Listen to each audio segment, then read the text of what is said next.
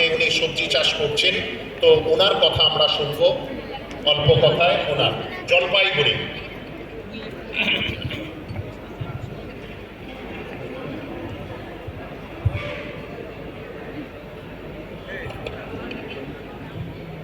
নমস্কার, আমি শ্রী দশরথ দাস।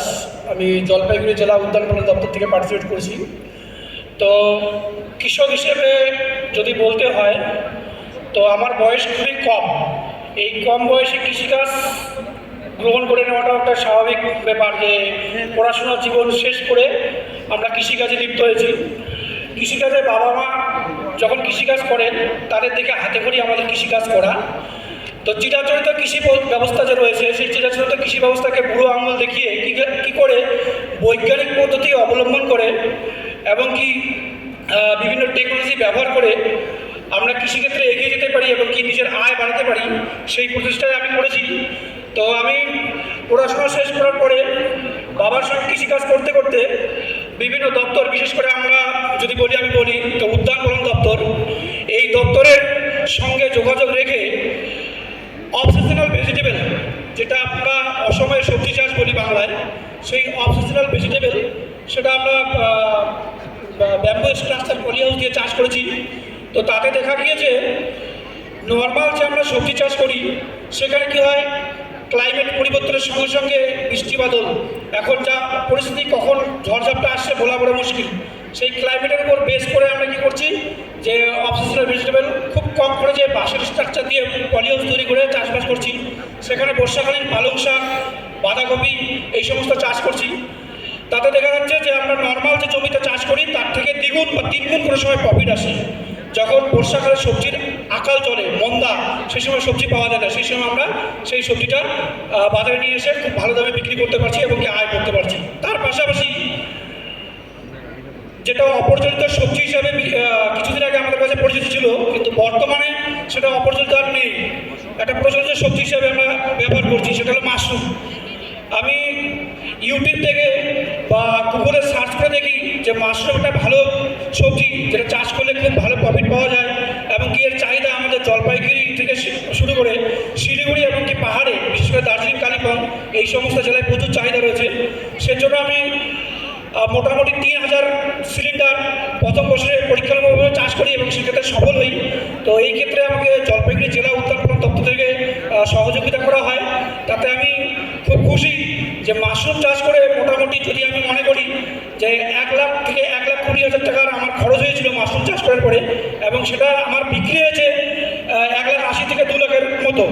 অর্থাৎ 3 মাসের বা 4 মাসের মধ্যে আমার টাকাটা রোটেট হয়ে প্রায় 2 গুণ টাকা এসেছে। আচ্ছা দশরথ বাবু, আপনি অন্যান্য চাষিদের কি বার্তা দেবেন, আপনি কি বলবেন, আপনার কথা? আমি চাষির উদ্দেশ্যে এটাই বলবো যে আপনারা আলু, পটল, ঝিঙ্গা, বেগুন এই সমস্ত কিছু করেনি, তার পাশাপাশি চিন্তা ভাবনা করবেন যে একটা ইনোভেটিভ কৃষি ব্যবস্থাকে মাথায় রেখে যাতে আপনি আয় করতে পারেন সেই দিকটাকে মাথায় রাখবেন, এবং কি সেই চাষটা করার আগে ভেবে নেবেন আপনার মার্কেট ডিমান্ড কীরকম আছে, আপনার স্থানীয় বাজারে কীরকম চাহিদা রয়েছে তার উপর বেস করে। কারণটা আমার মাশরুম চাষের ক্ষেত্রে দেখা গিয়েছে যে আমার দার্জিলিং এবং কালিম্পং, বিশেষ করে শিলিগুড়ি এই সমস্ত হিল সাইডে মাশরুমের ব্যাপক চাহিদা রয়েছে। আমার গ্রামগঞ্জের লোক যদিও কম পরিমাণে সেই মাশরুমটা খায়, কিন্তু পাহাড়ির লোক বা পাহাড়ি এলাকার লোক তারা বেশি পরিমাণে পছন্দ করে। এই মাশরুমের উচ্চ প্রোটিন গুণ সম্পন্ন থাকায় মাশরুমটা আমরা এখন এলাকার লোককে বা আমাদের পাশের যে যারা রয়েছে তাদেরকেও বলি যে আপনারা মাশরুমটা ব্যবহার করেন বা মাশরুমের খাবার হিসাবে ব্যবহার করেন। তো আমি চাইবো আগামী দিনে এই মাশরুম চাষ এবং সেই সঙ্গে bamboo structure house, poly house এই সমস্ত করে আপনারা আয় বাড়াবেন। তার পাশাপাশি একটা ইন্টারেস্টিং বিষয় যেটা বললেই নয়, আমরা জানি বিশেষ করে দক্ষিণবঙ্গে অর্থাৎ কলকাতা, পূর্ব মেদিনীপুর বা নদিয়া জেলার ফুল আমাদের উত্তরবঙ্গে বেশ ভালো ডিমান্ড রয়েছে। আমাদের উত্তরবঙ্গে ফুল চাষ হয় না বলেই চলে। যদি দেখা যায় মোটামুটি 10% চাষি আছে যারা ফুল চাষে আগ্রহ দেখায় কিন্তু ভালো মার্কেট পায় না। আমি নদিয়ার থেকে অর্ডার করে নিয়েছিলাম গ্ল্যাডিওলাস ফুলের বাল্ব। সেই বাল্ব দিয়ে মোটামুটি 1 বিঘার মতো, প্রথমে আধা বিঘা তারপরে 1 বিঘার মতো ফুল চাষ করি, এবং আমার ফুল চাষের ক্ষেত্রে সর্বমোট খরচ হয় 15 থেকে 20,000 টাকা, এবং সেটা আমার বিক্রি হয় মোটামুটি 40,000 সামথিং। তো তাতে দেখা যায় আমার 3 মাসের ক্রপে আমার 40,000 টাকার মতো আয় আসে, এবং তার পরবর্তী বছরে সেটা মোটামুটি আয়টাকে বৃদ্ধি হয়, কারণ ওটা বীজটা আমাকে পরবর্তী কিনতে হয় না।